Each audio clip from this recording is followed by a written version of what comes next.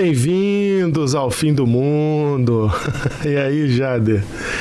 Tudo certo contigo? Fala, Diego, boa noite. Tudo. Seja muito bem-vindo daqui dos Jardins da Babilônia. Dos Jardins da Babilônia, rapaz. Falando em boa noite, você até me lembrou uma coisa. Eu acho que... Porque o pessoal vai estar ouvindo a gente, eu sei que horas que vai estar ouvindo, né? E aí, outro dia eu fiquei me perguntando a gente, desse jeito que a gente fala, né, com as pessoas, oi, tudo bem? Como é que vai? Né? O que a gente deveria falar para a pessoa? Bom dia, boa tarde, boa noite, todo mundo já fala, né? Fiquei pensando nisso. Vou achar uma resposta. Algo como um bom momento para você que está nos assistindo agora. Sei lá que hora que é. É complicado, mas sempre tem algum lugar aí do mundo que é noite. Ah, não, com certeza. Galera, muito bom estar aqui com vocês de novo. Bom estar contigo aqui já de novo também. Deixa os comentários de vocês aí, que a gente vai olhar e responder os comentários de vocês. Valeu para todo mundo que interagiu com a gente no último episódio, que na verdade foi o primeiro, né? E agora a gente está aqui para, de novo, falar sobre esse tempo interessante que a gente está vivendo, mas dessa vez sob a perspectiva, nós vamos abrir o manual de sobrevivência do fim do mundo. Nosso objetivo. É isso. E a gente vai começar, obviamente, pelo capítulo 1 de Daniel, né? Então a gente vai cumprir o que foi pedido pelo anjo para Daniel, que foi: não abra esse livro até o tempo do fim. Quando chegar lá, as pessoas vão entender, né? O anjo, inclusive, falou isso: as pessoas vão entender o que significa quando chegar lá no final do tempo. Olha que coincidência, já. A gente começou a entender o que significa a partir do século XVII, ali, final do século XVII para cá, século XVIII, século XIX, que a gente começou a entender de fato. E por alguma razão a gente achou que já estava resolvido, já tínhamos entendido tudo, né? Tudo já estava, né, prescrutado, rascunhado, o que tinha para ser revelado já estava, e agora a gente só precisa ficar repetindo. Isso aí. Não, nós estamos aqui para abrir de novo essa discussão, abrir de novo essa conversa, abrir de novo esse estudo aí do livro de Daniel. E aí, Jader, eu pensei, antes da gente ir direto para o livro de Daniel, capítulo 1, eu queria passar em Timóteo, 2 Timóteo, capítulo 4. Vou até pedir para você abrir para ler para a gente aí 2 Timóteo, capítulo 4, porque ali tem uma coisa que fala muito forte ao que está acontecendo com a gente no mundo hoje. Então, a gente vai falar muito aqui nesse podcast das coisas que estão acontecendo no mundo hoje, no sentido de fazer a leitura da figueira, né? E aí, uma das coisas que tá bem claro para mim, Jader, eu vou falar aqui uma coisa que é uma realidade aqui dos Estados Unidos, né? Eu tô num país que é considerado um país cristão. É considerado, o país se considera, vamos colocar assim, né? Ele se considera cristão. Aqui nos considera. Aí vos consideram, é isso que você tá falando? Aqui, nos consideram, Isso, por uma questão de maioria do Brasil, certo? Aqui é uma questão institucional, que o país foi criado dentro dos valores cristãos, certo? Tanto que você tem na moeda, você tem na comunicação dos governantes, né, você ainda tem essas coisas do tipo Deus abençoe a América, etc. Então, eu me surpreendi já quando eu cheguei aqui, porque foi um choque cultural, assim, com respeito ao Brasil, né? Que no Brasil a gente tem essa ideia de que a maioria é cristã, beleza? Tem os católicos e agora tem bastante protestante, né? Bastante evangélico. Mas a gente não tem aquele negócio quando você encontra alguém na rua que você fala assim, será que é cristão ou não é? Entendeu? E a gente fica com essa dúvida, a gente não sabe se é ou se não é, se conhece ou se não conhece, sabe? Porque tem muita gente que no Brasil se identifica como religioso, mas que na verdade não pratica nada, né? E aqui nos Estados Unidos, cara, é muito interessante. Também tem muita gente que não pratica, mas olha que interessante. Mesmo aquele que não pratica muito, ele bate no peito para falar que é cristão. Ele defende esse valor como se fosse o valor dele mesmo, num sentido bem, bem mais profundo do que a gente está acostumado aí no Brasil, entende? O cara fala, eu sou católico, né? Minha mãe vai na igreja assembleia, minha mãe vai na igreja adventista. A gente tem esse cara aí no Brasil, né? Mas aqui esse cara, mesmo ele não sendo um ativo, como ele conhece os valores, ele fala, não, eu sou isso aqui é o que eu sou. Pá. Então isso pra mim foi um choque. Eu falei, caramba, que interessante isso, sabe? Outra coisa que eu percebi aqui, Jader, é que esse negócio de denominação que tem muito no Brasil, aqui não tem. Então, assim, o cara fala que ele é cristão e ele não te pergunta qual é a tua igreja, a tua denominação. Para ele pouco importa. Você pode estar indo Você pode estar indo para qualquer igreja. Ele não quer saber. Ele pergunta se você segue a Cristo. Beleza, segue a Cristo, tá bom, é isso. Tá resolvido. A gente não, a gente no Brasil separa tudo em caixinha, né? Minucioso. Isso, é o adventista. O que você é? Eu sou presbiteriano, eu sou adventista, eu sou pentecostal e tal. Aqui não tem essa parada, aqui eu sou cristão. Ninguém nunca me perguntou depois disso, sabe? E qual igreja? Né? Nunca aconteceu essa pergunta depois. Ou, quando eu me identifiquei como pastor, alguém falou assim, pastor de qual igreja? Não, o cara é pastor cristão, tá resolvido. Entendeu? Essa ligação, assim, que você vê isso que está mais conectado com o institucional ou mais com a questão, assim, de Bíblia mesmo, falando dos princípios? É porque o país foi fundado assim? É a linha política, digamos assim? Eu acho que é uma mistura dos dois. A compreensão do cristianismo aqui está mais clara, a ponto do cara falar assim, se você segue a Cristo, você é cristão. Então, tem um ponto teológico aqui que eles têm. Entendeu? E, ao mesmo tempo, é mais institucional no sentido de que se eu sou patriota, se eu sou americano, eu sou cristão. Sabe que esses dias aí eu estava na academia e uma menina, ela estava conversando entre os alunos, assim, ela contou uma mentirinha. Uhum. Aí a outra virou e falou assim, mas você não pode mentir, você é cristã. E o professor virou pra gente e falou assim, mas o que tem a ver, né? Precisa ser cristão para poder não mentir? Uhum. Então, eu vejo muito isso crescendo no sentido assim, de que ser cristão não é mais visto até algo como positivo, sabe? Uhum. Dando a impressão do que você fala aí, dá a impressão assim, o cara é cristão, então a gente tá esperando algumas coisas dele, né? Uhum. A gente espera que ele tenha certos tipos de valores. Uhum. Em algumas regiões aqui, se você fala que você é crente, as pessoas já te olham com... Sim. É crente, sabe? Sei. Não faça negócio com crente, sabe? Sei. Coisas assim. Uhum. É um ambiente diferente. Eu não vou perder muito tempo explicando esse ambiente, não, mas eu só tô falando isso para vocês pelo seguinte, tem algumas diferenças muito grandes entre nós no Brasil e o pessoal que vive aqui, o jeito de viver, o jeito de ser cristão, etc. Entretanto, Jader, mesmo se considerando cristãos, mesmo tendo mais de 60% da população hoje se declarando cristãos, então quer dizer, o número diminuiu muito de cristãos também ao longo do tempo, chegou muita gente de fora, tem muito hindu aqui, tem muito muçulmano aqui, tem muita gente de outras coisas, de outras religiões, então o número hoje é 60%. Porém, a incidência de ir para a igreja reduziu muito. Então hoje se tem muito cristão, pouco praticante. E o cara se defende como cristão. Isso, se defende como cristão, mas não vai pra igreja não. Beleza? Então eu tô te contando. Essa é uma outra conversa também, né? É uma outra conversa, exatamente. Mas eu tô te contando isso para chegar no seguinte ponto. Hoje a gente tem uma população nos Estados Unidos que não quer saber do evangelho. Mas não quer saber do evangelho não é porque não conhece o evangelho. É porque conhece, já tem um conceito formado e não quer mais ouvir. Porque aqui... Estabeleceu no coração que não importa mais.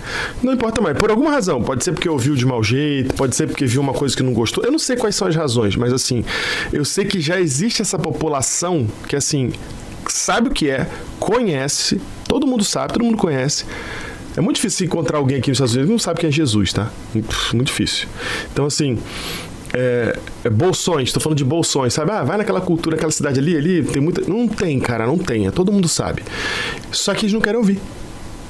Não querem ouvir porque decidiram que não é o que eles querem mais. Então, a gente chama isso tecnicamente de cultura pós-cristã, que tem gente que debate esse termo, pouco importa o termo, é o melhor termo que eu achei. Pode ser que tenha um termo melhor do que esse, mas eu tô chamando de pós-cristão por quê? Porque a cultura aqui sempre foi muito cristã até então. A partir de agora, começa a haver uma rejeição intencional do cristianismo. Uma rejeição direcionada.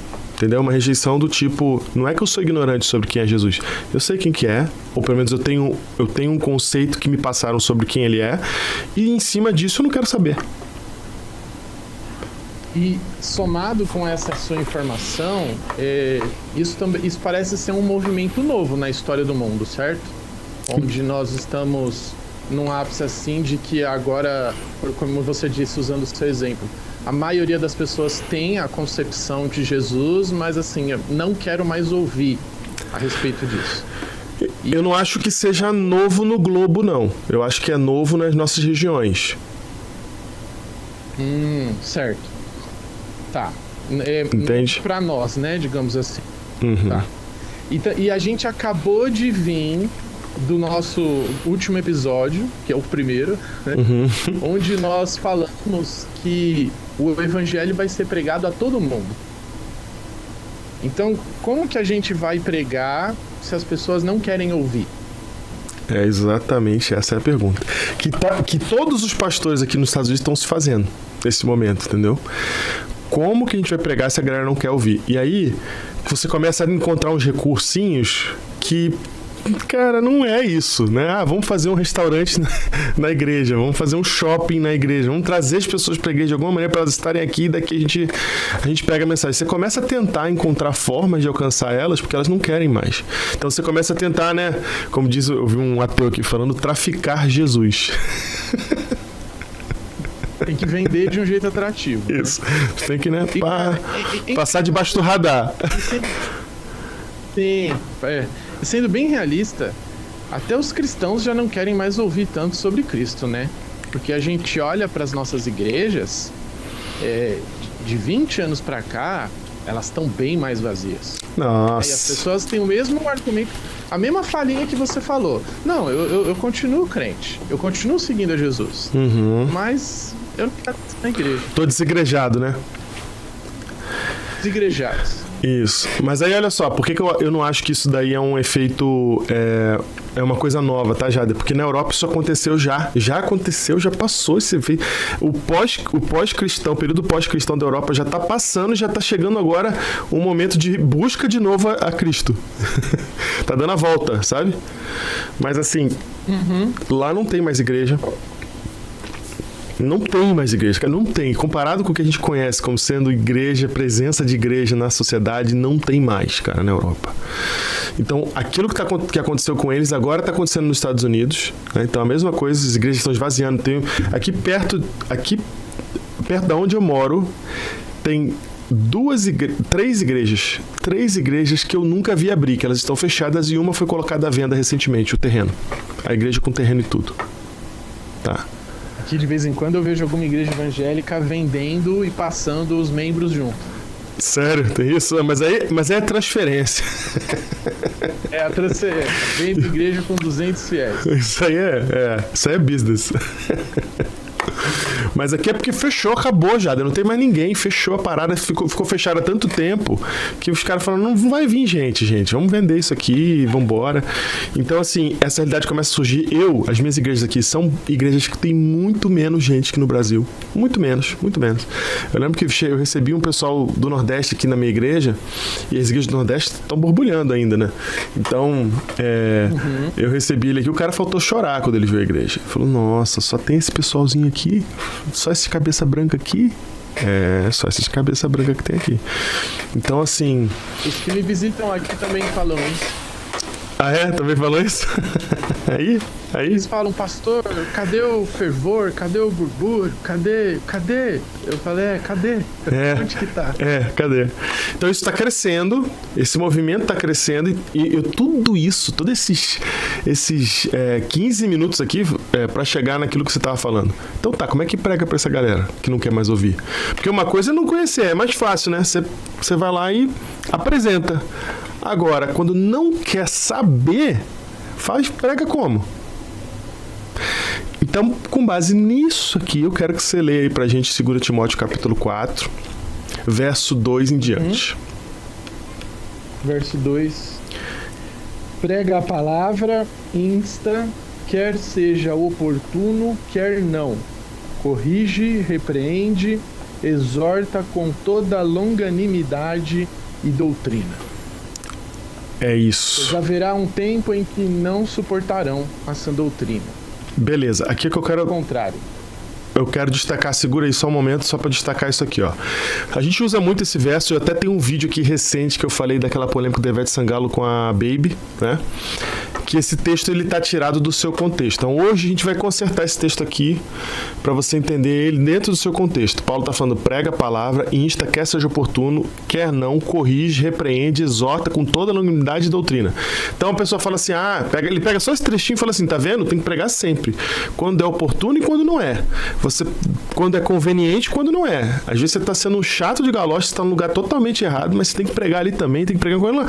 Você tem que estar no meio do carnaval, você prega. Onde você estiver, o lugar mais errado possível, você prega, entendeu? Você está lá comendo na churrascaria, você tem que levantar para falar com a galera, vocês estão comendo aqui, Jesus está voltando. Entendeu? Parece que é isso que está dizendo o texto. Prega de qualquer jeito, prega sempre que puder, conveniente ou inconveniente.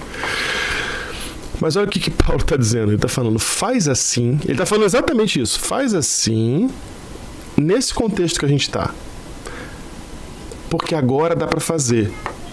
Aproveita, Timóteo, que agora as pessoas têm ouvido para ouvir. Então prega quando tu puder. Tu tá no funeral, tu tá numa fila não sei se não tinha banco na época, né? Mas sei lá o que você tá fazendo lá. Tá na fila do mercado para comprar o sal. Sei lá, tu dá teu jeito de pregar, porque as pessoas estão ávidas, estão abertas, elas estão querendo, elas querem saber, elas não conhecem. Então, qualquer oportunidade, até o que não é oportunidade, você vai fazer virar oportunidade. Porque esse é o tempo para isso. Aí vem o verso 3, presta atenção. Pois haverá tempo em que não suportarão essa doutrina. Então Paulo está falando assim, cara, vai chegar um momento da história humana que as pessoas não vão mais querer ouvir. E aí não vai adiantar pregar. Quando você fala esse é o tempo, é desse contexto onde as pessoas elas têm aquele conceito básico de Jesus e falam, cara, isso não me interessa. É esse o tempo que você fala, que você está querendo dizer. Exato. Porque é o tempo em que as pessoas não querem mais ouvir. Elas não vão suportar, né? Você fala, não vem falar de Jesus, não. Não quero. E a maior razão para elas não quererem é exatamente esse mesmo, é volitivo, né? Eu não quero. Não é porque... Alguém até pode falar assim, não, porque eu acho que religiosidade acaba atrapalhando. Isso é desculpa. Na verdade, ela está fugindo daquele tipo de religiosidade porque ela não quer nada que afete a própria vontade dela, certo? Uhum. Então, tanto é que o texto fala assim, eles não vão suportar a sã doutrina, pelo contrário, como você estava lendo, lê aí. Pelo contrário, cercar-se-ão de mestres segundo as suas próprias cobiças, como que sentindo coceira nos ouvidos. Isso. O ouvido já coçou aqui? Pô, de vez em quando. Até eu dei uma coçada aqui hoje. Eu falei, tô gravando, tô coçando o ouvido aqui. Mas esse coceira no ouvido eu acho legal, que é sentido de comichão crônica. Sabe quando o mosquito te mordeu? Você fica coçando aquela miséria?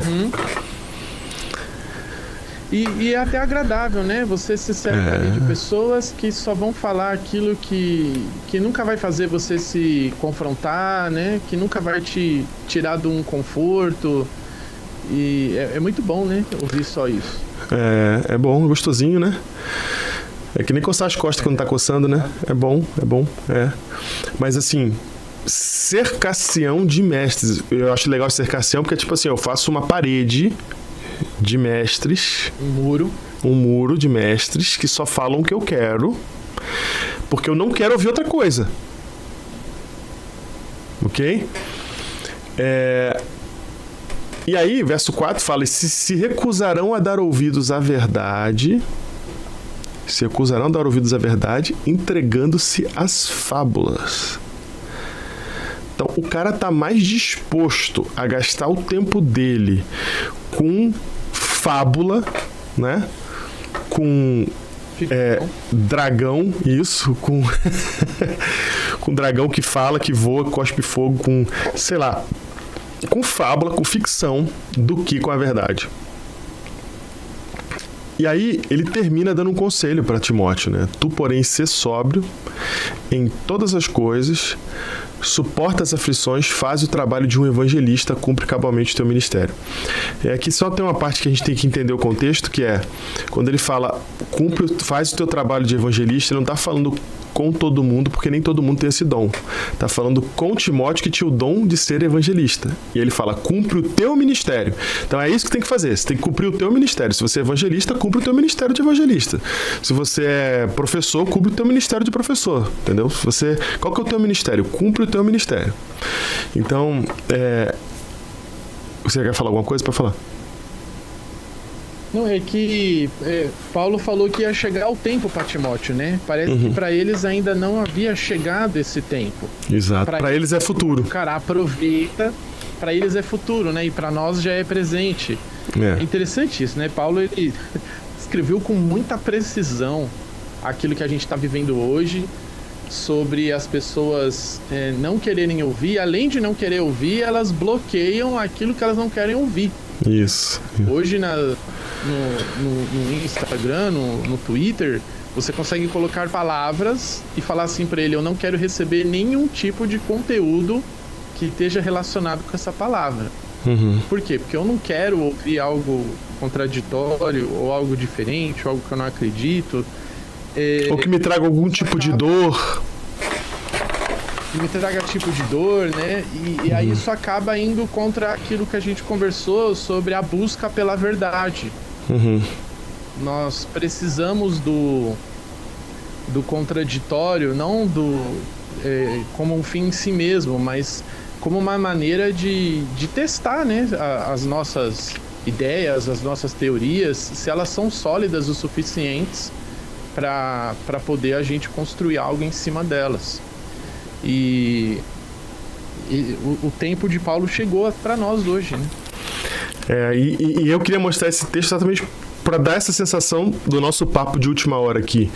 É que essa circunstância que Paulo citou para o futuro dele é o nosso presente. E está cada vez mais claro isso.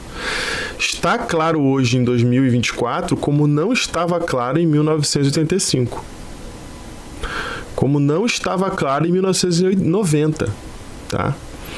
É só depois do advento da internet e das redes sociais que a gente começa a enxergar isso praticamente endêmico no mundo inteiro. E esse processo que levou 200 anos na Europa está acontecendo nos Estados Unidos em 50, menos 50, em 30, e já começou acontecendo no Brasil também. E vai ser bem mais rápido do que está demorando nos Estados Unidos. Bem mais rápido, exatamente. Então, a gente está vendo isso aqui, é um cumprimento profético acontecendo diante dos nossos olhos. Então, a gente vai ver muito disso aqui no Papo de Última Hora. Cumprimentos proféticos já estão acontecendo que a gente não se atenta. A gente até sabia desse verso. A gente até conhecia esse verso, mas a gente não se atentou, a gente não juntou o Lé com o Cré. A gente não parou para falar, cara... É isso aqui, ó. Essa é a atmosfera que ele estava descrevendo. Cara, e eu até uso dizer que aqui no meu contexto, essa mudança, esse tempo aqui, foi de 3, 4 anos para agora. Sim, assentou. A gente viveu uma polarização aqui no espectro político muito grande, muito clara, sabe? A ponto de andar na rua, às vezes, até um Uber. E aí? Pra quem que você vai votar? De onde que você é? As pessoas já começam a conversa assim, sabe? E eu tenho presenciado isso de uma maneira mais forte nesses 5 anos para trás. Coisas que há 20 anos atrás, 15 anos atrás, a gente não imaginaria ver isso. E a gente está vendo exatamente como você falou, com velocidade, né? Antes as coisas eram vagarosas e hoje nós vemos isso acontecendo com velocidade, principalmente por causa do advento da internet mesmo, como você disse. Ela acelerou e ela dá poder para uma pessoa multiplicar, né? Aquilo que ela tem para falar, mesmo que seja ruim. Sim, pode crer. E a gente tá... E aí, a grande pergunta que eu me faço aqui, Jader, como missionário aqui nos Estados Unidos cara, como é que eu prego pra essa galera? Como que... Mano, é muito difícil, cara. Então, assim, sabe esse negócio que a gente fazia antigamente? Umas coisas que a gente fazia antigamente que funcionava, que hoje... Eu lembro na década de 80 de distribuir folheto na linha do trem, cara. Na linha do trem e tal. Cara, hoje, aqui... Vou te dar um exemplo só, assim. Você faz uma feira de saúde no Brasil, vem 200 pessoas. Vem gente pra caramba. Você só faz o evento, o nego vem. Pá. Mesmo. Ainda vem, né? Cara, faz uma aqui pra tu ver o que acontece. Primeiro que não anda gente na rua. As pessoas não andam na rua. Ninguém anda na rua. Anda calçada. Não tem ninguém andando na rua na calçada aqui. Não existe isso. Quando eu ando na calçada, eu fico até com vergonha, porque eu sei que tá todo mundo olhando pra mim. Porque todo mundo, por mais que não tenha casa pra morar, tem o seu carro. Às vezes o cara mora dentro do seu carro, mas ele tem o seu carro, ok? E quem não tem o seu carro, nem o seu carro tem, é muito difícil, né? Normalmente tá envolvido em situação de droga, alguma coisa do tipo. Essa pessoa, normalmente ela tá escondida, ela não fica andando na rua por aí. Então, assim, o que eu tenho que fazer para trazer o cara da casa dele, para fazer ele sair da casa dele, do ar-condicionado central que ele tem, pegar o carro dele, ir até o ponto que tá tendo a feira e participar da feira? O que eu vou fazer para atrair esse cara? Eu só dando um exemplo só de como funciona aí e como não tem como funcionar aqui. Quanto mais tirar ele da casa dele para botar dentro de uma igreja, né? Isso! Puxa vida, tem YouTube, tem pastor para dar com pau no YouTube. Você escolhe qual você quer, que tipo você quer, qual você quer, mais rápido, mais devagar, dá para botar em 1x e meio, 2x, né? O menu tá variado mesmo. Cara, tem pastor de Goiânia, da Califórnia, tem de tudo, irmão. Aí o cara, vou pra quê? Eu consigo assistir o culto inteiro, inclusive, e tal. Nada contra ter culto transmitido, não é essa discussão aqui. Mas eu consigo fazer isso, então é muito mais difícil. E aí, o que acontece é que as pessoas engrossam cada vez mais as suas posições, porque elas se cercam dos mestres que repetem o que eles querem ouvir, e ao mesmo tempo não querem abrir para transformação. E evangelho é transformação, né, mano? Então, como é que a gente faz para pregar? A grande pergunta que eu me fiz aqui por meses, que eu orei a Deus por meses: como fazer para pregar o evangelho nesse contexto, né? E aí a minha resposta eu encontrei no Manual de Sobrevivência do Fim do Mundo. Até então eu não sabia que era o Manual de Sobrevivência do Fim do Mundo, mas quando eu fui lá para Daniel capítulo 1, eu percebi ali o que eu já tinha percebido em outros capítulos. Ali eu percebi novamente, para mim foi a gota serena. Quando eu percebi isso em Daniel 1, eu falei assim, cara, esse é o livro pra gente no fim dos tempos, porque ele tem um manual de sobrevivência. Não é só profecia, galera. Tem que ver o que está acontecendo com Daniel, porque o que está acontecendo com Daniel é exatamente o que está acontecendo com a gente. Então, o mundo dele estava chegando ao fim, né? O mundo que ele conhecia estava chegando ao fim. Ele estava passando por uma transição, e nessa transição de mundos, vamos colocar assim, ele teve que enfrentar um cenário igual a esse, cara. Um cenário igual a esse, um cenário em que ele foi levado para uma outra cultura, que dentro dessa cultura as pessoas adoravam outros deuses.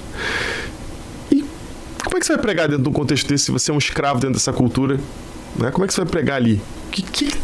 Como é que você vai fazer o teu trabalho de evangelista? Como é que você vai fazer para levar Deus num contexto desse?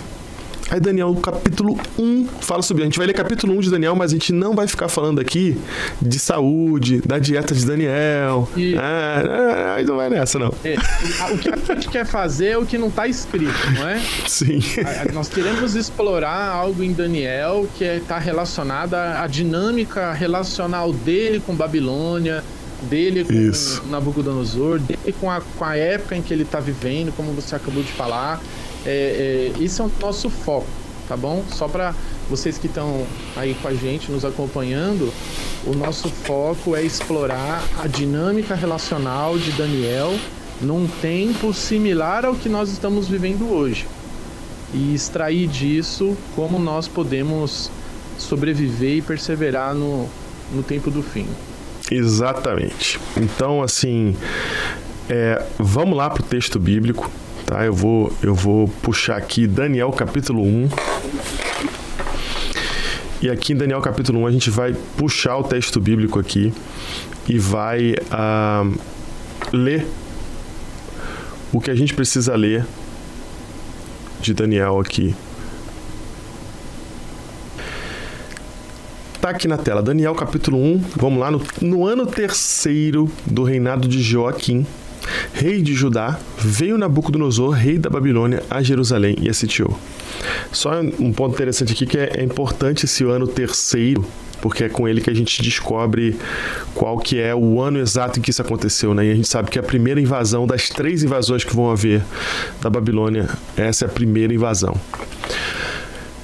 O Senhor lhe entregou nas mãos a Joaquim, rei de Judá, e alguns dos utensílios da casa de Deus.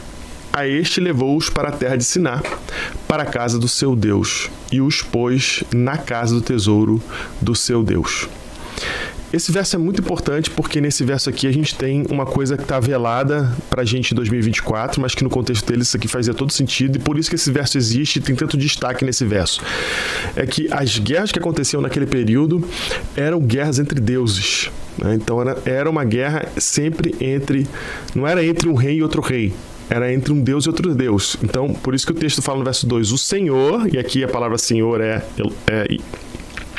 Yahweh, o Senhor entregou nas mãos Joaquim. Né? Então, assim, tá falando que foi Deus que entregou Joaquim. E aí o que acontece é que esse outro povo chega, pega as coisas do item do Deus de Daniel e leva para a casa do tesouro dos seus deuses. Então, isso aqui é uma cena de dominação espiritual. A dominação é um pouco mais espiritual, é um negócio que a gente diria hoje. Naquela época tinha mais a ver com divindades, né? Tinha mais a ver com esse conceito de divindades guerreando, divindades brigando, e nesse caso aqui a divindade que levou a melhor foi a divindade da Babilônia, porque ela humilhou a divindade de Israel, né? Pegou as coisas e levou para sua própria casa do tesouro. Eu ia falar isso. Exatamente isso, não foi só dominação, foi humilhação mesmo, né, cara? Foi um vexame mesmo. Isso. Esse é o ponto. É por isso que está aqui destacado. Só que a subversão, já tem subversão aqui no texto. É que Daniel fala que foi o Senhor que fez isso acontecer, né? É mais vexatório ainda, né? Parece que Deus fala assim, olha, cansei aqui um pouco vocês. Eu não tô entendendo qual que é a de vocês. Eu tô achando que eu vou entregar vocês para um povo que vocês não conhecem, de uma língua que vocês não conhecem, para ver se acontece alguma coisa aqui. Sim. E aí, verso 3 diz: disse o rei a Aspenaz, chefe dos seus eunucos, que trouxe alguns dos filhos de Israel, tanto da linhagem real como dos nobres. Então a gente sabe que nessa primeira invasão, não só por esse verso, mas por outros versos da Bíblia, a gente sabe que essa invasão levou embora, né, levou cativo os filhos da família real e os nobres, os filhos dos nobres. O que tinha de melhor em termos de material humano em Israel foi trazido para a Babilônia nessa primeira invasão. E aí, Jade, chama atenção uma coisa aqui. Por que no verso 3 começa falando do tal do Aspenaz, chefe dos eunucos? Chefe dos eunucos. Ô, Diego, quem trabalha na cozinha é o quê? Cozinheiro. Quem trabalha no exército é o quê? É soldado, né? Militar. E quem trabalha para eunuco? O que é? Eunuco. Cara, é muito importante isso daqui, tá? Isso aqui é muito importante. A gente normalmente passa reto, a gente não tem consciência disso aqui e a gente precisa trazer isso pra vocês aqui entenderem, porque isso vai... Eu acho que a gente nunca vai ter consciência. A gente não é verdade. Mas isso aqui vai aprofundar a visão do que tá acontecendo na vida de Daniel, tá? Pegou os reis, os nobres, levou pra Babilônia, esse lugar lindo que eu tô aqui, ó. Aqui, ó. Dentro da Babilônia, olha que lugar lindo, palácio lindo. Levou eles pra viver bem, né? Cara, vamos lá. Como é que faz pra levar os filhos de alguém, Jader? Fala pra mim. Como é que você leva o filho de alguém? Tem que dar um jeito nos pais antes, né? Exatamente, né? Então, assim, não tem essa de levar o filho sem dar jeito nos pais, tá? Então, aqui nós temos já uma massa de jovens, filhos de nobres e filhos da família real, que eles só estão sendo levados cativos para a Babilônia porque os pais deles foram eliminados. Okay? Então, trauma número 1 na vida de Daniel, Sadraque, Mesaque e Abdenego. Eles tiveram provavelmente os pais mortos de maneira bem terrível numa invasão babilônica. Que não costuma ser uma coisa assim muito digna. E bem diferente assim do contexto de Abraão, né? Deus chamou Abraão, o irmão morreu, o outro foi pra longe, o pai também morreu. Mas assim, morrer dentro da família, né? Morrer de velhice, causas naturais é uma coisa. Mas, cara, você perder a sua família pra uma guerra, pra uma matança, é bem diferente. Cara, é bem. Que poucos de nós vamos experimentar isso. E é o tipo de coisa que quando a gente começa a imaginar, a gente já fica com raiva, né? A gente já é vingança, é ódio, é não sei o quê, né? Então, assim, ele chega numa situação de total devastação da sua própria vida. É isso, devastação da própria vida, né? E aí, Jader, diante dessa devastação da vida, a gente vem, voltando pro texto aqui, a gente vê que eles estão sendo colocados na mão do chefe dos eunucos. O que é um eunuco? O eunuco é nada mais nada menos do que alguém que vai trabalhar dentro do palácio, da corte, e vai trabalhar diretamente com o rei. E você sabe que rei e traição é sempre uma coisa que acontece, né? Então, porque o poder atrai essas coisas, né? Não só rei, né? Você é líder de alguma coisa, diretor de alguma coisa, chefe de alguma coisa, tem alguém sempre tentando te dar uma facada pelas costas. Então, como é que você faz para evitar que as pessoas que estão ali perto de você, comendo da tua comida, sentando na tua mesa, andando ao teu redor, cuidando dos teus negócios, te aconselhando, como você faz para que eles não tenham nenhum interesse que não seja o interesse do rei? Então, essa é a dinâmica que se estabelece. Os eunucos têm da vida boa e do bom e do melhor que o rei tem a oferecer no palácio, porém jamais vão poder constituir família. E se eles não têm família, não há interesse na vida deles. Não tem pai, não tem mãe. E não tem família, não tem quem amar, não tem quem casar, ter filho. Não tem mais nada. Não tem mais... Qual é o outro interesse desse camarada a não ser viver bem junto com o rei? No palácio. E tem um outro fator também, Diego. Você comentou aí o aspecto econômico, né, social, mas também tem um aspecto psicológico. Sim. O medo. Sim. Rapaz, eu mal cheguei, nem me perguntaram quem eu era e já me castraram. Né? Só para dar as boas-vindas. Imagina o que vão fazer comigo se eu andar torto, se eu desafiar, se eu responder mal. Então, o medo, ele também caminha sempre ao lado de quem quer poder. Perfeito. Né? O medo, ele sempre... Ele é a ferramenta de controle dessas pessoas. Sim. É uma atitude de opressão, né? Uma atitude de opressão. Governa pelo medo. Até porque ele vai falar aí, né? Que ele tem medo, né? Quando o Daniel ele vai fazer o pedido para poder trocar comida, ele fala: rapaz, eu tenho medo dele. Ele pode mandar me matar se ele ver vocês desnutridos. Sim. Então, o medo, ele ele é a ferramenta número 1 de um ditador, né? De alguém que quer se manter no poder sem ter nenhum tipo de ameaça. Exato. E aí, vamos aqui para a leitura de novo. Antes de ir para a leitura, deixa eu só mencionar uma coisa aqui sobre a questão do eunuco. Então, assim, ó, vamos lá. Perdeu a família, perdeu a casa, perdeu a família de maneira bárbara e perdeu aquilo que é muito importante para a vida do ser humano. É a coisa talvez mais importante, ainda mais naquela época que tudo era sobre procriar, fazer família, né? Tudo era sobre isso. A vida, o sucesso era esse. A terra dele, né? Tirou da própria terra ainda. Pro judeu, então... Sim, pode crer. Tirou da própria terra, tirou acesso ao templo, né? Tudo isso. E na vida ali, cortou literalmente na carne, na vida de Daniel. Então, e outra coisa, era isso que eu estava esquecendo. Eu falei, tem alguma coisa que eu tinha que falar sobre isso, senão as pessoas não vão saber. É que Daniel, ao passar por esse processo de traumatizante, não só ele, como Sadraque, Mesaque e Abdenego, muitas pessoas podem pensar assim, mas será, Diego, que ele passou isso mesmo? Acho que não, acho que Deus poupou ele, né? A gente não quer acreditar nisso, a gente não quer acreditar na possibilidade. Vai gente sofrer. A gente não quer acreditar nessa possibilidade. Então, a gente fala, não, Tiago, não aconteceu isso não. Mas olha só, a gente tem evidência disso na própria Bíblia. Além da evidência máxima, que é o chefe dos eunucos ser o cara que está cuidando deles, certo?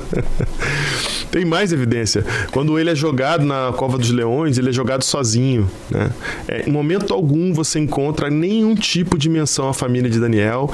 E quando ele é jogado na cova dos leões, ele é jogado sozinho na cova dos leões. Se ele tivesse família, era jogado a família inteira, porque você não vai matar só um, ainda mais quando é o patriarca. Você leva todo mundo embora para não sobrar ninguém depois para fazer vingança.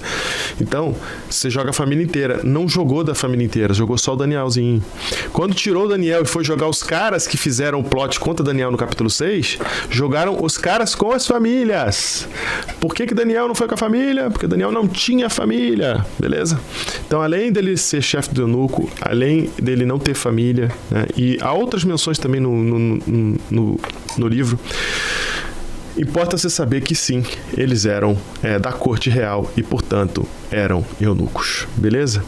Eu tô só enfatizando o drama para você entender o que vai acontecer aqui, tá? Você que achava que isso aqui era só sobre dieta. Então vamos lá, capítulo 4. Verso 4. Jovens sem nenhum defeito de boa aparência, instruídos em toda sabedoria, doutores em ciência, versados no conhecimento e que fossem competentes para assistirem no palácio do rei e lhes ensinasse a cultura e a língua dos caldeus. Então eles tinham que aprender cultura, língua dos caldeus e tinham que ter todas essas características, serem sábios, terem vários skills aí interessantes. Então era só gente boa, era só os melhores, né? Verso para assistirem no palácio do rei, né? É uma palavra que está suprimida em português, mas Nabucodonosor ele está buscando os melhores, né? Porque ele quer se cercar, né? Ele quer essas pessoas no palácio. Mas a ideia aí no texto, ela envolve a adoração. E como você mesmo falou, a comida aí, ela só foi o representativo. Porque a ideia do texto aí está falando o seguinte: eu quero que vocês sejam capazes para ficar em pé em Babilônia. A única maneira de vocês ficarem em pé em Babilônia é se for através de Babilônia. Da comida de Babilônia, da cultura de Babilônia, né? É aí que no próximo verso, eles vão... no verso 5 diz assim: determinou-lhes o rei a ração diária, as finas iguarias da mesa do rei, o vinho que ele bebia, e que assim fossem engrandecidos por 3 anos. Então, olha como essas palavras, elas são intencionais, né, do rei. A única maneira de vocês ficarem em pé numa época em que ninguém quer ouvir vocês, numa época em que você perdeu seu pai, numa época em que te cortaram na carne, numa época em que você tiraram da tua terra, é se você se alimentar de Babilônia. É se você se alimentar dessa cultura aqui. Aí você vai ser engrandecido, aí você vai ser capaz de sobreviver aqui. Esse é o cenário que está em jogo ali, que está sendo apresentado para Daniel. Perfeito. É um cenário de conformação, literalmente, né? Por fora e por dentro. Conformar você, botar você numa forma e falar assim, é assim que tem que ser, que se não for assim, não tem vida. Inclusive, a gente vai falar um pouco mais sobre esse ponto, porque esse não vai ser o único episódio sobre Daniel 1. Vai ter mais episódios sobre Daniel 1 e eu prometo que nenhum deles é sobre a dieta. Então... Tô fazendo essa piada porque a gente usa muito isso, mas a gente... Isso que o Jader falou é muito interessante mesmo, cara. É muito interessante, porque isso está acontecendo também o tempo todo na nossa vida. A gente estamos tentando conformar a gente para a gente poder se dobrar, né? Se dobrar. E aí, olha só, olha o que ele acabou de ler. Determinou-lhes o rei a ração diária das finas iguarias da mesa real. Então, olha que beleza, cara. Pelo menos isso, né, Jader? Pô, comfort food. Ofereceu do... Pelo menos comfort food. Minha vida pode estar uma desgrama, mas que tem aquele chocolatinho, pelo menos, é o que faz a diferença. Um manjazinho, né? Poxa vida, perdi o pai, perdi a mãe, perdi não sei o que lá, mas pelo menos aqui eu vou comer direitinho, né? Vou ficar no bom e do melhor. Cara, ele poderia ter feito qualquer outro tipo de teste, né? Interessante, né? De usar a comida. Pra mostrar literalmente, cara, olha, eu vou manter vocês, né? Porque quem dá a comida é quem mantém. Mas o teste do apetite é muito importante, porque o teste do apetite, inclusive, vai ser colocado em Nabucodonosor mais tarde. Sim. Certo? Verso 7. O chefe dos eunucos, então, lhes pôs outros nomes. Então, outra cara. Até o verso 7 aqui, só mudança de vida, de conformação, de atropelo, de agora você é outra coisa, você vai ser isso aqui e tal. Muda o nome, pega um nome de outros deuses aqui, vamos colocar em vocês e agora é isso, tá? Chama assim, beleza? Tá bom. Verso 8, resolveu Daniel firmemente não contaminar-se com as finas iguarias do rei. E a palavra contaminar-se aqui é muito importante, né? Nem com o vinho que ele bebia, então pediu ao chefe dos eunucos que lhe permitisse não contaminar-se. De novo, contaminar. Nem com as finas iguarias do rei, nem com o vinho e não queria se contaminar. Repetiu ali novamente, né? Então, a gente tem aqui o conceito muito importante de Daniel, que é: apesar de eu ter perdido tudo, apesar de eu tô num lugar onde ninguém tá me vendo mais, né? Tô aqui na corte real. Nem sabe que eu tô ali. Nem sabe, não tem nem pai nem mãe pra me julgar mais. Eu já perdi a minha dignidade. Meu futuro foi comprometido. Qualquer plano que Daniel tinha pra vida dele no 3º ano de Joaquim acabou. Qualquer plano que ele tinha pra vida dele. A gente não sabe a idade exata, mas a gente pode afirmar que menos de 20 anos ele tinha, certo? Certo. A gente acha que é por volta dos 18. Mas é isso aí. Por volta. A gente não sabe exato não, como ele falou. Então, assim, tá na flor da idade, né? Tá no comecinho, né? É quando você vai começar a viver. Quando você fala agora, chegou minha vez. Chegou minha vez. Vral. Literalmente. Nossa, cara, olha, por isso que fala, ninguém viveu isso, cara. Não viveu. Não viveu. Ninguém viveu isso. A gente não chegou nesse ponto, tá, galera? A gente não chegou nesse ponto. Ninguém viveu isso. E não é que demorou muito tempo. Tudo isso daí aconteceu rápido. Sabe? Foi. De um dia pra noite. Foi. E aí, diante de tudo isso, Jader, ele não tinha motivo, assim, a gente pode até pensar assim hoje, né? Ele não tinha motivo pra falar assim, sabe de uma coisa? Foi Deus que colocou isso pra acontecer com a gente e tal. Eu vou cair no vinho puro, eu não vou passar nessa situação. Puro eu não vou. E a maioria das pessoas, elas cometem o pecado baseado nisso, né? Ninguém tá vendo. Isso. Ninguém tá vendo e também e compensação também, né? Tipo, eu também tô... Poxa, perdi pai e mãe também, né? Pensar minha perda. Eu não posso beber um vinho. Preciso equilibrar minhas perdas. Preciso equilibrar minhas perdas. Isso. Cara, é surreal. Às vezes cara, Daniel, dá até raiva às vezes. Porque, olha, passar o que ele passou, jovem assim, idoso, a gente até entenderia algumas coisas, né? Da vida, né? Tranquilo. Mas, cara, é surreal, né? É surreal. Que a questão, é uma morte em vida, né? Ela é uma morte em vida. É um zumbi, né, cara? Você não procria. Cara, tudo perdeu o sentido da vida, né? E tanto é que a comida, ela nem é tão importante na história, porque o rei, ele não tá... Ele tá querendo mudar quem Daniel é mesmo, de fato. Ele tá querendo transformar o caráter dele. E a comida é só a porta de entrada, sabe? É só assim, cara, você quer ainda alguma coisa pra você? Você vai ter que comer na minha mão aqui e virar um babilônio. E, cara, outra coisa que me surpreende, não tem nenhuma reclamação de Daniel. Não tem, é verdade, isso me surpreende mesmo. Né? Davi tem lá, até salmo imprecatório Davi tem, né? Verdade. Se tem um cara que reclamou na Bíblia e tá escrito, foi Davi. Foi. Mas você olha pra Daniel... Ele institucionalizou a reclamação. Ele institucionalizou, né? Tornou bíblica a reclamação do Davi. Mas, cara, você olha pra Daniel, ele não reclama, não, sabe, não blasfema, ele nem bufa, sabe, né? Nada, você não ouve, a Bíblia não relata nada desse homem. Não saiu nenhuma palavra de reclamação desse homem. E aí, estamos no manual do fim do mundo, né? Diante das... Lembra que Jesus falou que no fim do mundo haverá tribulação como nunca houve jamais. Então, isso que Daniel passou aqui foi tranquilo comparado ao que vai acontecer no final. E aqui a gente já começa a ver como foi a postura de Daniel diante disso. E aí isso já começa, o manual de sobrevivência começa a aparecer.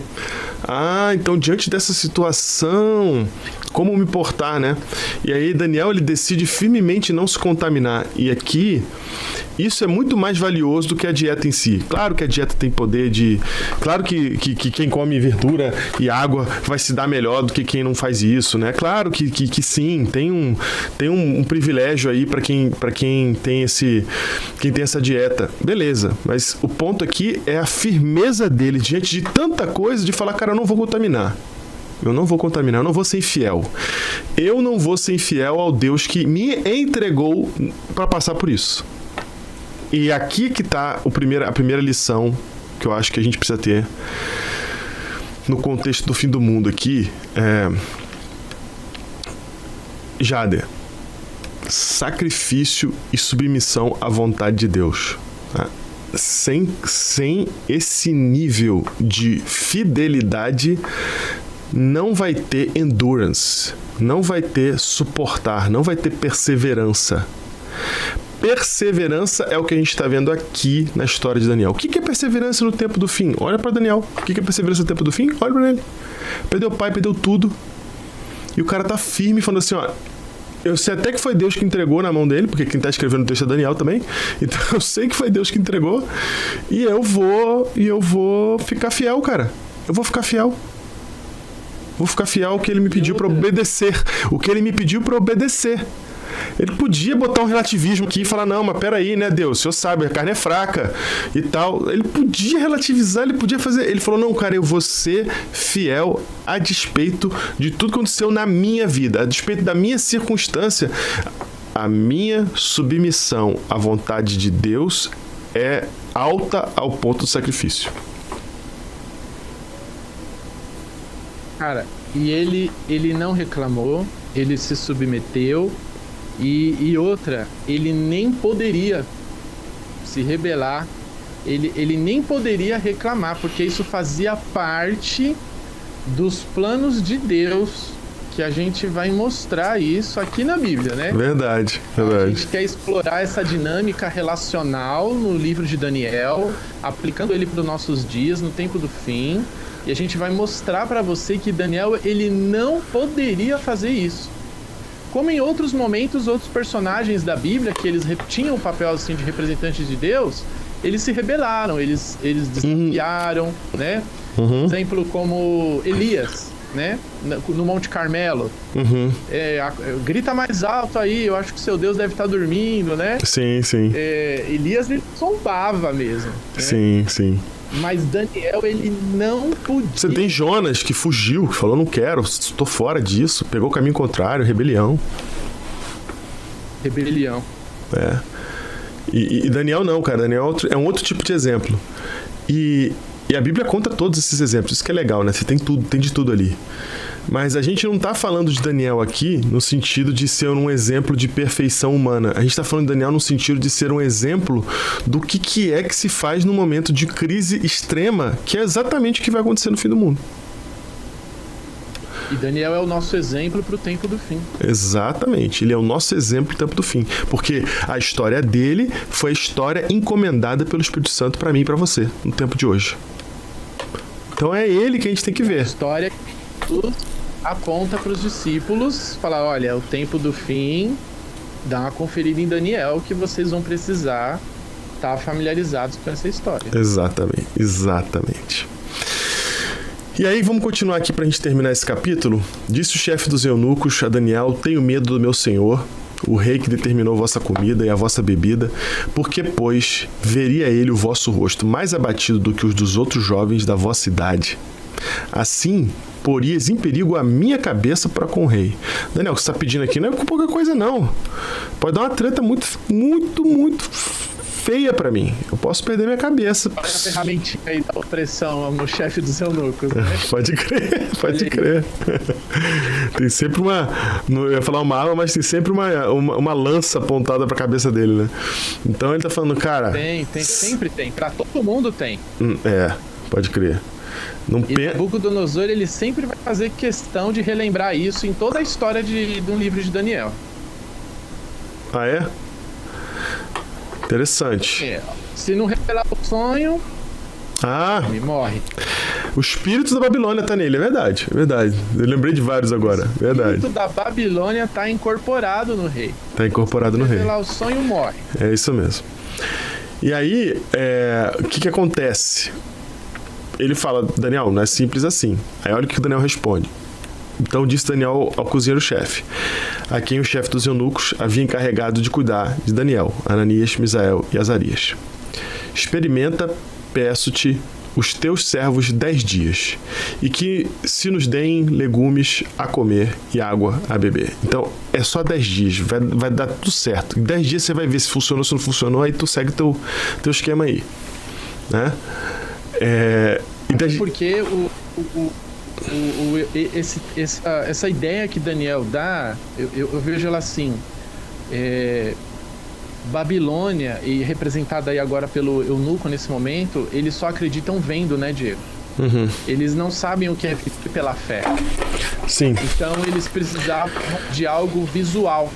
Então Daniel fala, cara, olha, 10 dias você vai ver a diferença e aí você vai saber o que fazer. Então Daniel, ele precisava dar algo que ele entendesse naquele momento. Sim. Ele não ia poder pedir fé do eunuco. E você sabe que no contexto hebraico, no pensamento hebraico, o número 10 quer dizer mínimo, né? Então, ele tá pedindo o mínimo de dias. Você fala, me dá o mínimo possível. Porque 10 dias realmente é muito pouco, né, cara? 10 dias. É 2 semanas, é menos de 2 semanas. É menos de 2 semanas pra você notar a diferença de físico, de mente, de tudo. É interessantíssimo isso. Sim. E aí, isso pra você ver também, agora vamos falar de dieta, como que a dieta certa acerta teu corpo em pouco tempo, tá? Pra não dizer que eu não falei da dieta, tá aí, entreguei. Exato. Não, uma dieta certa faz milagre, cara. Cara, impressionante. Mas eu vou mostrar pra você aqui que não foi só dieta não. Vamos lá, versículo 13. Então se veja diante de ti e a nossa aparência e a dos jovens que comem das finas iguarias do rei, e, segundo vires, age com os teus servos. Ele atendeu e os experimentou 10 dias. No fim dos 10 dias, a sua aparência era melhor. Estavam eles mais robustos do que todos os jovens que comiam das finas iguarias do rei. Com isso, o cozinheiro-chefe tirou deles as finas iguarias e o vinho que deviam beber e lhes dava legumes. Ora, a estes 4 jovens, Deus deu conhecimento e a inteligência em toda a cultura e sabedoria, mas a Daniel deu inteligência de todas as visões e sonhos. Então, só para você que acha que foi a dieta que fez isso, não foi a dieta que fez isso sozinha, tá? A dieta ajuda, a dieta importa, porque com certeza é a maneira como Deus quer que a gente trate o nosso corpo, com respeito, porém é a ação de Deus na vida deles que faz com que eles tenham o conhecimento e inteligência de toda a cultura e sabedoria e se destaque diante dos outros. A gente sabe que Daniel não fez isso aqui sem oração. Como é que a gente sabe disso? Diego está supondo que Daniel era uma pessoa de oração. Não estou supondo, galera. No capítulo 2, quando vem o problema, Daniel faz o quê? Grupo de oração, né? No capítulo 6, quando ele é proibido de orar, ele vai lá orar na janela e o texto fala bem claramente pra gente, como ele sempre fez a vida inteira 3 vezes ao dia. Então a gente sabe que mesmo nesse contexto aqui... Se isso não basta, ainda tem um capítulo inteiro onde ele ora. Isso, a oração inteira dele no capítulo 9, exatamente. Então, assim, a gente sabe que eles eram de oração, tá? A gente sabe que isso aqui não é... Esses 10 dias não foram só de legume e água, não. Foi legume, água e oração. Você pode ter certeza disso. No mínimo 3 vezes ao dia. E mais algumas extras aí para esse momento de teste que eles estavam passando, com certeza. Então, é Deus quem dá o conhecimento e a inteligência em toda a cultura e sabedoria, né? Aí vem... Se fosse Deus, a história dele não ia passar nem do eunuco, né? Porque Deus falou pro eunuco ter misericórdia e compreensão com Daniel, né? No verso 9. É verdade. É justamente aquilo que tá precisando hoje, né, Diego? Eu pulei o verso 9, né? Eu pulei o verso 9. Ora, descaradamente. Deus concedeu a Daniel misericórdia e compreensão da parte do chefe dos eunucos. Ou seja, a conversa não teria rolado como rolou não fosse por Deus. Não, o eunuco já teria falado assim, que? Não, manda outros aí, joga esses daí na cova do leão. Eu mesmo já adianto o processo aqui. Diego, o eunuco, ele representa um pouquinho do espírito de hoje que as pessoas não querem ouvir, né? Porque se Deus não tocar no coração das pessoas para tornar elas, pelo menos assim, cara, vou parar para ouvir o que ele tem a me dizer aqui, sabe? Vou conceder misericórdia para aquele irmão ali que tá orando pelas pessoas, tá querendo pregar o evangelho, mas eu também vou colocar compreensão no coração de uma das pessoas que elas não têm mais desejo de ouvir nada. Porque o eunuco não tinha que ouvir nada, né? Ele era o que ele falou e acabou. Então Deus, ele interviu ali na história, como a gente está precisando que Deus faça isso novamente hoje. Perfeito, Isa. Você falou o que eu estava para falar, que é o fato de que sem o Espírito Santo no tempo do fim não vai dar. Sem a atuação de Deus, ou seja, quando eu olho para a situação das igrejas aqui na América, na América do Norte, quando eu olho para a situação que você vê as igrejas diminuindo também, quando a gente olha para essa situação toda que a gente descreveu no começo, a dificuldade de pregar, que as pessoas não querem ouvir, não tem jeito. Se não houver intervenção de Deus, não vai funcionar mais. Deus deixou a gente ver até onde ia o nosso papo furado, a nossa conversa, o nosso planejamento estratégico, o evangelismo que a gente inventou com a nossa cabeça. A gente falou, faz o projeto assim, os nossos métodos, vamos testar, faz isso daqui, pá. O cara que inventou a feira de saúde, inventou aqui nos Estados Unidos, né? Hoje, aqui ela já não está funcionando já como... Entende? Então, assim, Deus deixou a gente ver, esgotar as nossas tentativas para a gente entender agora que é de joelhinho no chão, né? E buscar a Deus, porque Ele tem que intervir. Quando eu olho a situação aqui, eu falo para os meus irmãos das igrejas que a gente está. Muitos dos cabecinha branca que estão lá estão assim: pastor, o que a gente faz para trazer o pessoal para a igreja? Distribui papel, não adianta. Faz evangelismo, não adianta. Chama, convida, não vem. Cara, eu distribuo comida para mais de 100 famílias toda semana só em uma igreja, mais 100 em outra igreja e mais 140 em outra igreja, tá? A gente distribui para muitas famílias comida absolutamente toda semana. Ninguém dessas pessoas que vêm pegar comida está interessado no evangelho. Então, assim... Não, e chega um ponto aqui que quando a gente entrega comida uma, duas vezes, os irmãos falam assim: pastor, a gente vai entregar de novo? Eu falei: por quê? Ele voltou a trabalhar? Ele conseguiu um emprego? Não, ele não vem aqui na igreja. E você não quer mais entregar comida? Ele falou: é claro, ele tem que vir na igreja. Ele tá negociando com a necessidade das pessoas, cara. É muita loucura. A gente não... no pescoço. Mas a gente fala assim: quer comer? Então você tem que vir na igreja. Você tem que se conformar aqui. A gente age igual Nabucodonosor hoje, né? Mas a gente grita aí querendo ser como Daniel. Isso aí, exatamente. E só para deixar claro, eu tô falando dessas pessoas todas que passam pela igreja e elas não vêm, não é nem porque a gente tá fazendo pressão ou convidando, não, que a gente nem tá fazendo isso. É de maneira bem sutil, é só para quem realmente tem algum tipo de interesse. A questão não é essa, a questão é o desinteresse. É o típico desinteresse. Eu tô em contato com eles o tempo todo, mas para mim pouco importa. Me dá comida que eu vou embora. Ou seja, é o desinteresse do mundo hoje. Não vai haver mudança desse cenário se não houver intervenção divina. Deus tem que abrir a cabeça do eunuco para ele te ouvir. Deus vai ter que intervir para que as pessoas possam dar ouvido, por alguma razão. Eu não sei o que Deus vai fazer, irmão. Eu não sei o que é, mas alguma coisa ele tem que fazer. E como a gente sabe que está previsto para o tempo do fim um período em que o Espírito Santo vai descer sobre nós e vai nos dar poder para fazer esse tipo de mensagem, então... para mim, essa é a resposta exatamente ao problema que a gente está vivendo. Sem intervenção não vai rolar. E a intervenção está programada. A intervenção, ela está no schedule, ela está no relógio, ela tá no calendário para acontecer. Então, ela vai acontecer. Então, como Daniel, eu e você, a gente está vivendo esse tempo, a gente precisa fazer igual a ele. A gente precisa de dependência de Deus e oração para abrir espaço para a atuação do Espírito Santo, senão nada vai mudar, vai só piorar. Perfeito esse comentário, Jader. E aí, eu quero puxar aqui para o finzinho, só para a gente terminar o capítulo. E aí eu vou fazer uma geral de algumas coisas que eu acho importante aqui a gente também mencionar, né? Verso 18. Vencido o tempo determinado pelo rei, para que os trouxessem, o chefe dos eunucos, os trouxe à presença de Nabucodonosor. Então o rei falou com eles. E entre todos não foram achados outros como Daniel, Ananias, Misael e Azarias. Por isso passaram a assistir diante do rei. Em toda a matéria de sabedoria e inteligência sobre o rei lhes fez perguntas. Sobre que o rei lhe fez perguntas, os achou 10 vezes mais doutos do que todos os magos e encantadores que haviam em todo o seu reino.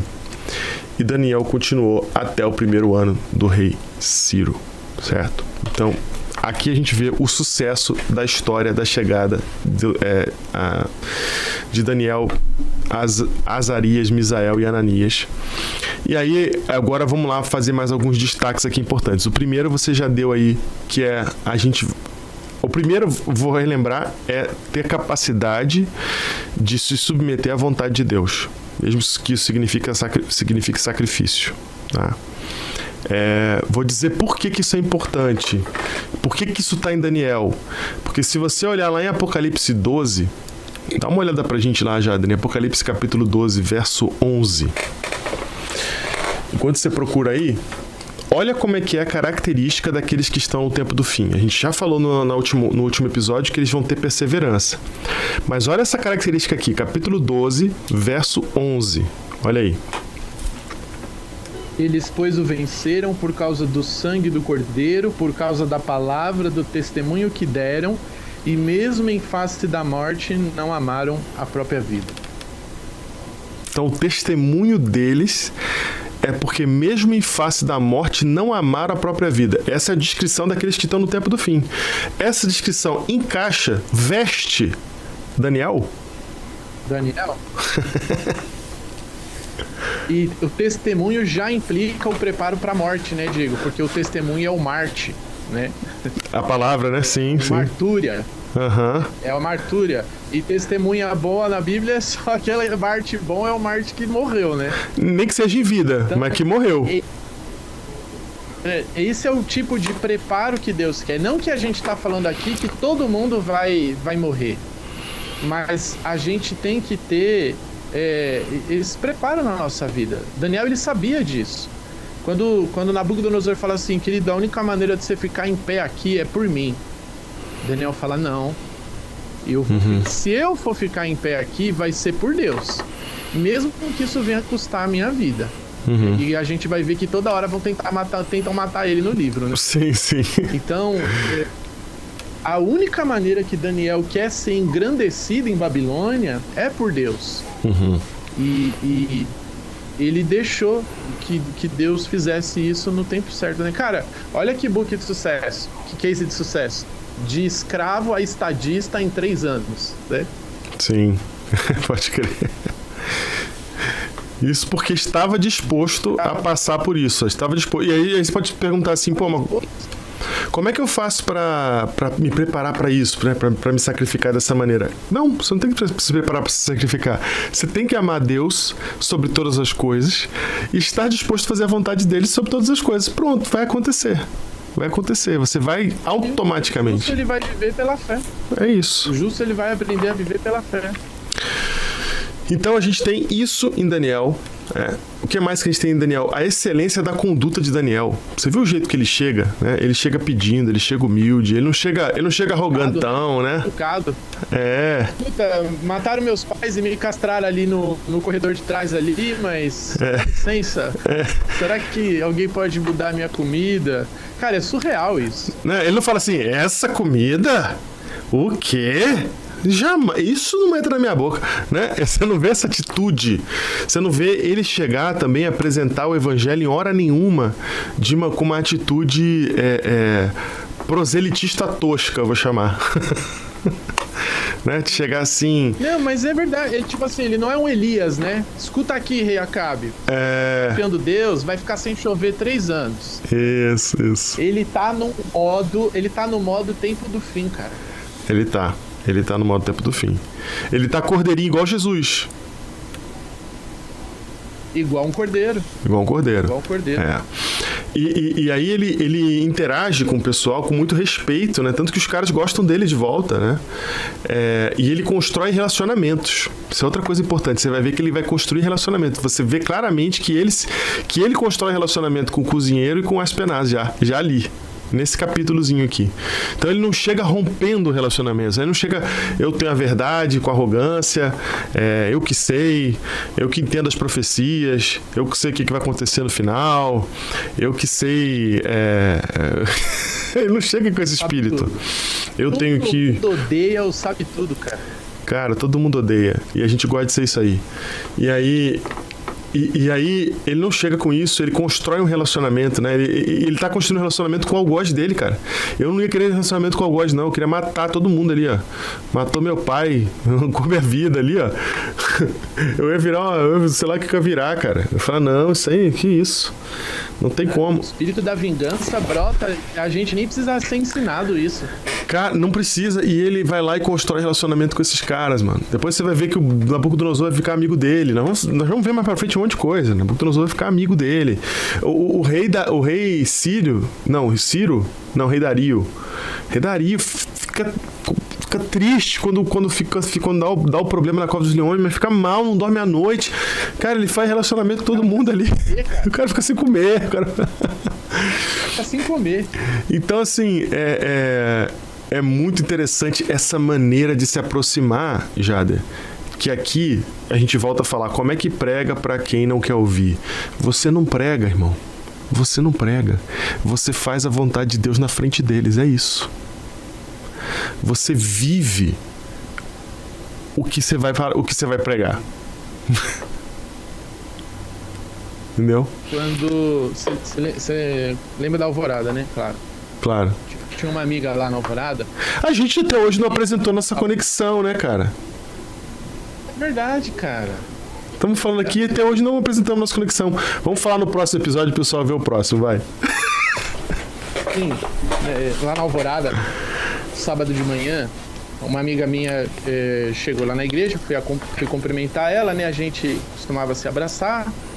E aí, nesse dia, ela não quis me abraçar. Quando eu fui abraçar, ela escondeu os braços. E aí, eu falei, ué, mostra o seu braço. E quando ela mostrou o braço dela, cara, tava todo roxo. O pai dela bebe, aí fica violento e batia nela e no irmão dela. Aí, cara, eu tive uma ideia genial. Eu falei, rapaz, quer saber? Eu vou reunir o diaconato e, cara, a minha ideia era ir lá e dar um pau nele, cara, mas arrebentar ele, né? Porque a minha amiga era pequenininha, cara, bem pequenininha. O pai dela, eu tenho 1,88. Pra eu conversar com o pai dela, cara, eu tenho que levantar a cabeça. Sei. Ele era alto. Era alto. E essa era a minha ideia. Eu falei, eu vou reunir um pessoal e a gente vai lá dar um papo nele. Justo. Mas olha que cristão, né? Justo, É justo. justo. É justo. Justo é. Cristão não, mas justo é. Entendeu? E eu falei, aí eu fiquei, cara, quando essas palavras, né, eu falei pra ela, não, pode deixar que eu vou conversar com seu pai. Quando isso ia sair da minha boca, cara, foi de Deus. Eu falei assim, olha, pelo jeito, tudo que você tem feito, né, que ela falou, eu já tentei de tudo, não resolve, né? Ela falou, cara, não resolve. Eu falei, então você vai fazer o seguinte, a próxima vez que seu pai beber, porque ele vai beber, e vocês começarem a brigar e a discutir tudo, eu falei, você vai reunir as suas forças. E quando vocês começarem a gritar e brigar, você vai pra cima dele, agarra ele e fala assim, pai, eu amo você. Ele falou, você é louco, eu vou apanhar mais ainda. E aí o único argumento que eu tive, eu falei, olha, tudo que você tentou até agora não deu certo. Ela falou, é verdade. Eu falei, então você não tem nada a perder. Ela foi embora. Só vai apanhar mais um pouco, talvez.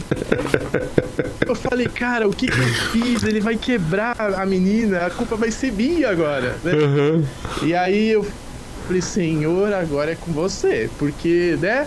Pelo menos eu não falei o que eu queria fazer, pelo menos eu falei outra coisa. E aí, cara, quando ela me encontrou, ela falou, Jader, você não acreditou, você não vai acreditar. Ele começou a beber, começamos a brigar. E aí, na hora que ele começou a brigar, meio que o tempo congelou assim na minha frente. E aí veio a sua vozinha. Vai lá, abraça ele, fala que ama ele, né? E eu ficava aqui assim, eu falei, eu não vou fazer isso. O meu próprio pai me agredindo, me batendo.